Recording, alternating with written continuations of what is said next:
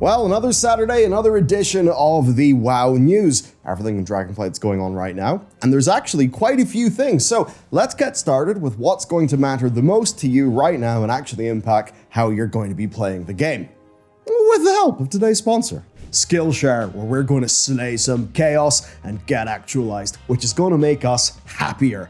It's also where the first 1,000 of you to join with my link down below get a month of premium for free. Do you know, it's a shame that school gave learning a kind of bad name, but that's what Skillshare and today's host, Thomas Frank, totally solved. Thomas has had a pretty incredible career helping people, and personally, I found Productivity for Creatives build a system that brings out your best to be a really wonderful piece of work, helping me refocus what I do to really what makes the best content for you, because ultimately that's why I try and learn and improve so I can make better things. And I really think you'll get a lot out of what he has to teach you in this, because like real talk, the skills, processes, and habits that he will share with you will help you get more bang for your buck every single day. And maybe that'll let you start a new side hustle or something like that's been in the back of your mind. Or maybe it'll help you just be a bit more chill and relaxed. Either way, it's an incredible investment into yourself that'll pay for years to come. And really just between this and his work on Thomas Frank Explains, he's responsible for, so much that has helped me manage myself and my team to make better content for you. I owe him so much.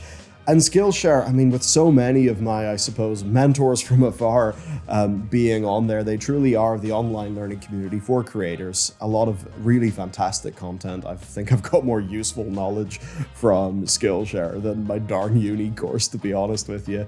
They're just far more focused on what's actually modern and helps you stand out and actualize in today's world. So join today, where the first 1,000 to click my link down below will get a free trial of Skillshare Premium for a month, and you can discover thousands of fantastic courses today. All right, thanks to them, thanks to Thomas, and let's roll. Turbulent Timeways, do you still need gear for the classes you want to play in 10.1? Because now is your chance. Time Walking has been amped up like crazy for the next 6 weeks. The Turbulent Time Walking event is right now active, meaning that you can do the usual 5 dungeon quest, but for heroic gear instead of normal gear.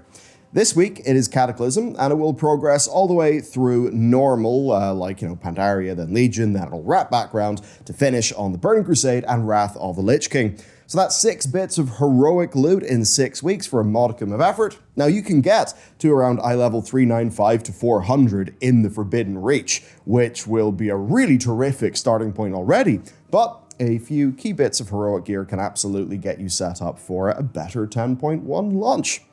Next, then, well, if you're an Amazon Prime subscriber, like I guess half of Earth at this stage, you can pick up another TCG mount. This time, it's the Big Battle Bear. And this was selling for about $300. Yeah, 300 or 330 bucks, I believe, on eBay. It's available until April 27th, of course, through linking your Twitch and Battle.net accounts, which, I'm sure you've already done for the torrent of random loot, I guess. Of course, Blizzard have got guidance if you want to do that. It's also worth noting, you can do this with a 30-day free trial, and then you can cancel the 30-day free trial, thus netting yourself whatever the Twitch gaming goodies, including the WoW stuff, is. Next, then, this is pretty nice. I think it should be more generous, though, but maybe that's just me.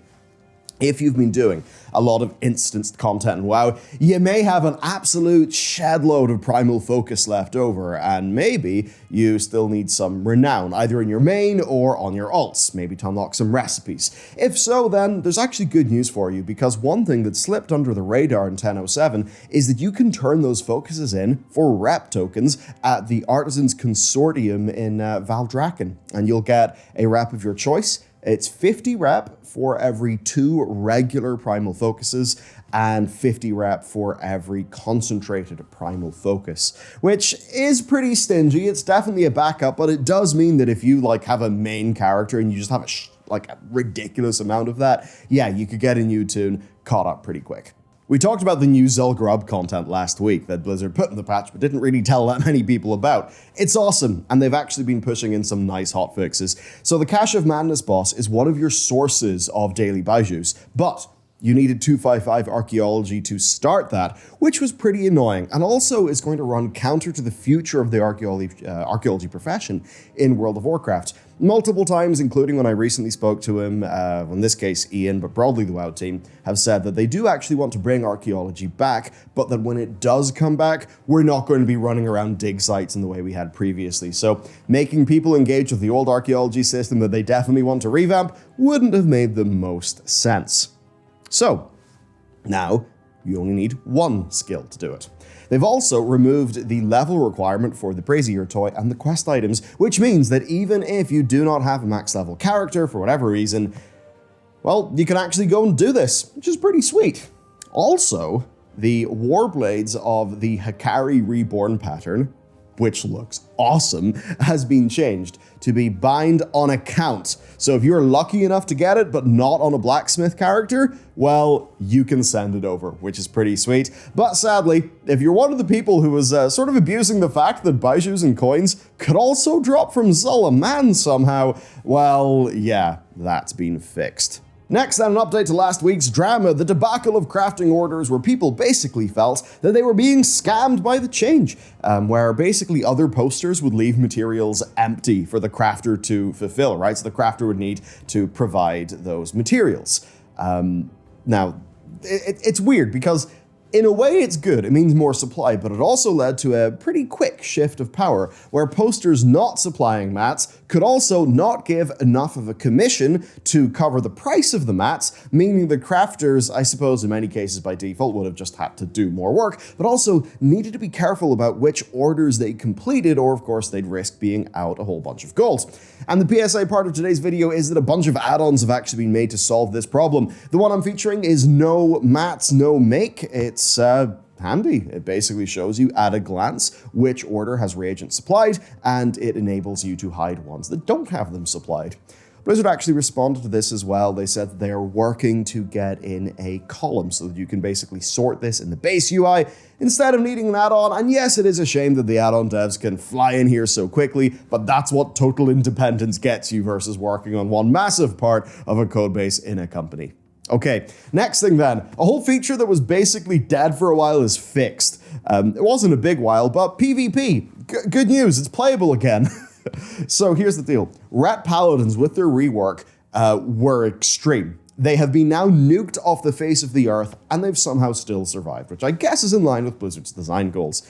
Yep, this is a gigantic nerf to their damage and healing in PvP that was massively needed due to what Blizzard even characterized as overwhelming feedback, and they actually pushed this fix live early, which is a level of responsiveness that's actually pretty damn sweet for the team. It's what I want to see, even if, yeah, it did take quite a lot of noise to make it happen. Here's the deal, though. The Rat rework was so busted that it was giving Paladins about 1,000 more rating than where those players actually belonged, because it was just that OP. And then, of course, the game was so full of Rat Paladins, because it was the most flavor of the month that ever had appeared, that it was a nightmare, and it kind of busted a bunch of PvP. Like, if you're doing solo shuffle, you just kind of get melted. Now, the other important thing is that while Blizzard have done what they've needed to here, Ret are reportedly still one of the better melee specs in the game after the nerf. So I guess props to the PvP team for number one being quick, and number two, threading the needle in this one, because it would have been really shit to just put them into the ground and make them completely useless after the rework, like what happened to, many overperforming specs in the past. Here's the best example, Sub-Rogue. So they got put in jail for an entire expansion made totally useless. This happened in patch 8.1 because they could funnel insane on Zul, which, just meant they were neutered, which was crazy. Anyhow, so props to them for being a bit more measured. Next then, 10.1 stuff. And the drama. Ooh, the affix debacle. Okay, so here's the deal. Doing a full thing on that tomorrow, because we really, both me and Matt, just know we need to go really deep into that. But here's the deal. Blizzard have announced the affix changes that are coming for Season 2, and it has been absolute chaos. They basically doubled down on all the things that people hate about affixes. For a TLDR to wet your whistle until tomorrow, they have removed Quaking, which is good, Volcanic and Grievous, and they've changed Explosive to spawn less often, but have a whole bunch more health. It can actually spawn, like, sort of 2 at a time, basically trying to make it a group DPS mechanic instead of just a healer mechanic. Okay, then the yeeted ones have been replaced with the new ones. Okay, pay attention to how you react to these. So, for the healer mechanic that replaces Grievous, we've got Afflicted, which spawns an NPC that needs any one of its curse, poison, or disease cleansed, or just to be healed up. If you do that, it's fine. If you don't do that in time, then the whole party gets a massive, massive haste debuff. Then there's Entangled, which is basically the Vine Pool minigame that's existed within WoW, but just happening in a dungeon and randomly. You get a 50% slow, and if you don't move 10 yards away in 8 seconds, then you get a 3-second stun. Lovely. Then Incorporeal spawns an invulnerable ad for 20 seconds that needs to be CC'd or interrupted to stop his 8-second cast, that if successful causes a 50% group damage and healing debuff. Now, you probably have the same gut reaction as most people. These are not, like, super terrible. They're actually all very solvable. They are technically extra gameplay and extra difficulty, which is what Blizzard wants. But then, why are people maybe not particularly loving this? The answer is, I'm going to dive as deep as I can into that tomorrow. But yeah, kind of rough. Little bit of a downer maybe versus some people expecting Blizzard to move in a bit of a different direction for those affix redesigns. But through this story, there could be a little bit of a glimmer of hope because of what we're seeing over with class sets. Okay, so it's time to loop back around and praise the team, but still with an asterisk. So the constant back and forth in tier sets, specifically their bonuses, has been pretty crazy to watch this time around. I think everyone's pretty much thrilled with the appearances of all of this tier, but the gameplay of them is basically being redesigned almost every week, sometimes entirely, depending on your class. Now, there's the good version of this, which is the Shadow Priest one. They had this initial problem where it was hard-locked. It was hard-locking people into one build, right? And that basically destroyed the entire point of the rework that they did, which was all about increasing build diversity. So on the one hand, they fix it up, ostensibly, they try to make more diversity, and then they kill it with the 4-set or the 2-set. But they've redesigned that now based on people's feedback, and that problem is no longer a problem. It solved the issue, which is a really nice win. Now, there are some, like Arcane's set, which has had a small redesign that has not been taken so kindly.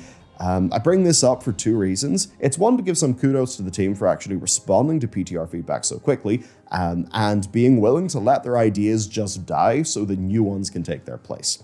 But it's also really nice to have regular blue posts that are actually keeping on top of all of the changes and stuff like that here. I'll definitely say the new disc 4-piece that I saw recently anyway, it doesn't look particularly fun. I don't know, I think disc still needs a little bit more. Anyway, bit of a PSA then. Number 1, your class set bonus might change wildly from week to week. So, if you're going to pay attention to it, then yeah, weekly blue posts are the thing to look out for. If not, just ignore it and wait until the release candidate build comes out. Next then, oh, we have shinies. Right. Look at this, it's basically a modern version of UTHER's helm, except it's not. It's a silver hand helm that's been datamined this week with 4 different colorations.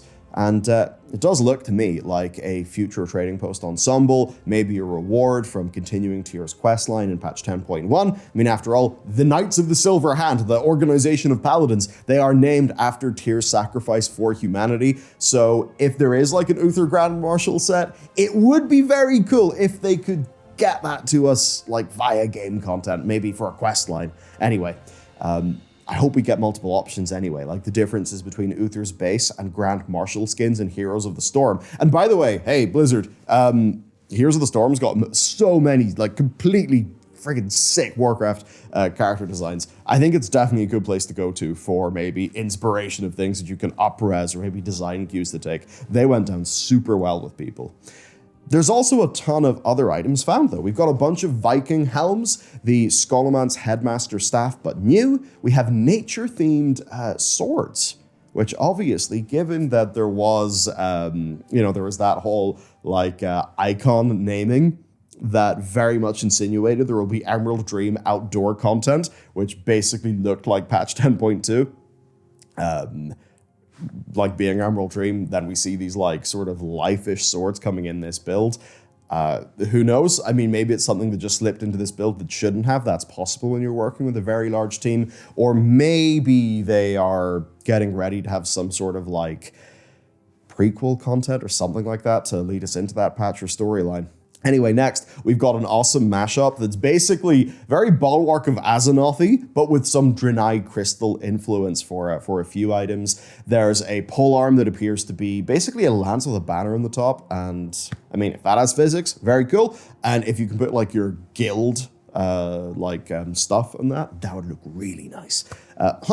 Hunters get a new quiver with 3 color styles, as well as 2 colors of an ammo pouch that goes around your lower back, a dynamite offhand, a torch in regular and fell styles. We've got a gold pouch, we've got a bear pelt textured tabard, and a sort of new armor set thing, which has got no new type. It looks like leather, but it could perhaps just be cosmetic, which would mean that anyone could wear it. Another thing then, BlizzCon, everybody. Yeah, BlizzCon is happening this year. Now, nobody expected it not to, but maybe a few questions were being asked because it had been quiet on that front. But thankfully, a tweet from Mr. GM directed at Mike Ybarra led to Mike saying that we will actually be getting news on BlizzCon within a month or so, which will be pretty fun. If it's still the same November window as before, then what you can basically expect is 2 major things for World of Warcraft. Major thing number 1 is we learn how many major patches does Dragonflight have. As an example, if patch 10.1 comes out late May, and patch 10.2 comes out, let's say, late November, with of course 2 minor patches in between that, then we get 2 minor patches after 10.2, let's say in February and, February and April or something. And then maybe we get a season, the sort of greatest hit season, like with season 4 of BFA, and then that would lead us straight into the next expansion, meaning the Dragonflight would be 10.0, 10.1, 10.2, plus minor patches. Or will they somehow work out how they can do 3 major patches in the way that we of course got, as an example for BFA, we got Uldir, then we got Dazara Lore, then we got Ashara's Palace, then we got N'Zoth, which was 4 full raid tiers worth of content. So we don't exactly know what they're going to do there, and we'll find that out. I suppose also, we'll probably already know what patch 10.2 is. I imagine we'll find out the post 10.2 content. It's worth saying that if 10.2 has absolutely shag all to do with the Emerald Dream, but a bunch of Emerald Dream outdoor labeled gear has somehow made it in the data mining, then that will certainly get people thinking. But most importantly, we'll find out what 11.0 is. That is basically the cadence, right? You get an expansion one year, you find out about the next expansion the next year. I think the difference though is, by the time we find out about 11.0, we will have got 5 content patches for WoW in, 10.05, 10.07, 10.1, 10.15, 10.17. We'll be on the heels of 10.2, and right before 10.2 comes out, we then find out the next big expansion. And we also know that the point of time from that BlizzCon to that next expansion will at minimum be a major content patch, 2 minor content patches, a greatest hit season, and Blizzard also said that greatest hit season that they're going to do, unlike last time round, it is going to be containing some stuff for the world content players. Ian then even hinted to me that they're going to be perhaps doing a little bit more with time walking, I would imagine in the cycle of 10.15 and 10.17, which just makes me think that holy shit, the game will be in a radically more healthy stage. And that really is what sets the stage for Blizzard, I guess, to do 2 different things. One thing that I think about is actually with the CS2 numbers, because it's as soon as the CS2 stuff was announced, the whole internet gets a buzz about it, and there's more eyeballs on even just playing CS, Counter-Strike Go, because people think, oh, it's worth investing my time in this because 2 looks really good and it has legs. With World of Warcraft, Blizzard's problem is that Dragonflight was not a big seller. And I'm not trying to be like mega USA centric in this one. But if you think about sort of marketing beat that I think will work really well in that market, basically I'm talking about Warlord of Draenor, where you have like fucking awesome explosions, muscles, somebody lifting a big axe in the air and shouting about freedom. I mean, come on, rock, flag, and eagle. Everyone loves that shit. It was very, a fundamental level of, oh yeah, this is the sort of the vibes of this marketing campaign. This feels like what Chris Metzen thought was cool in the 90s when he was making Warcraft, if you know what I mean. Obviously, Legion, so many major characters, big launch cinematic that gets people pretty damn hyped. And even when you go into BFA, apparently that BFA cinematic was like the last major thing that Chris Metzen worked on at Blizzard. And that's something that people really sort of rallied around, even if they had a few reservations. Obviously, that was before we knew about the more dramatic elements of that expansion. But that's all really good examples of like the marketing working very well. Obviously, Shadowlands just goes off the rails. Dragonflight, though, is very much not an expansion that immediately says, this is the big thing. Look how big this is. This story is massive. Look at these characters. Here's all these reasons to come in. Dragonflight is far more of a sleeper hit in its positioning. Now, I think they're definitely disappointed it didn't get the sales that they maybe wanted, and that it is maybe struggling in some numbers, struggling a bit culturally. But I suppose the point that I'm getting at here is, you've got Dragonflight, which is excellent, but didn't really penetrate as much. I think it's just because it wasn't a marketing campaign that was really like loud and attention worthy for people who, maybe wandered away from World of Warcraft 4 or 5 years ago. Dragonflight, they're like, oh yeah, look at that, WoW's still ticking over. Instead of Illidan's back, new features, bam, bam, bam, bam, bam. And then those people think, oh shit, WoW's back. Come on, boys. You know what I'm trying to get at with the people that have wandered away from the game. So the reason why I'm kind of maybe more excited for BlizzCon than like ever is that this one is going to, at least so far anyway, seem like it's them proving the game's really good. We'll then get to see with 11.0, where's the narrative going? If 11.0 can capture some of what made WoD, Legion, and BFA marketing successes, right? Because sometimes, it's not how hard you row, it's what boat you're in.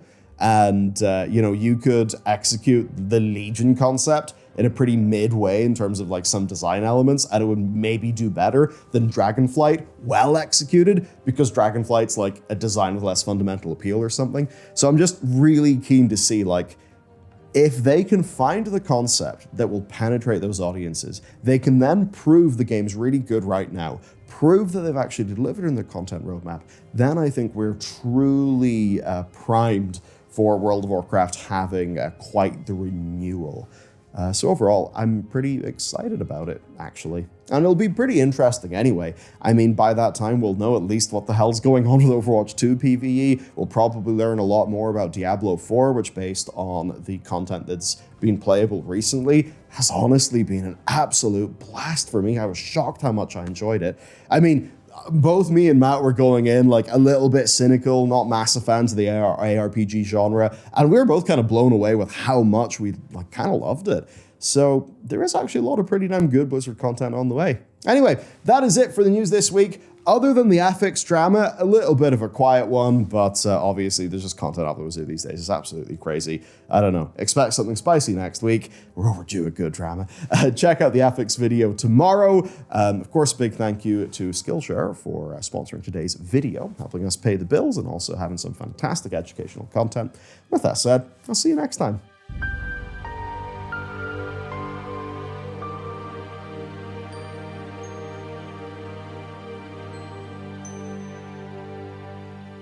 Mm-hmm.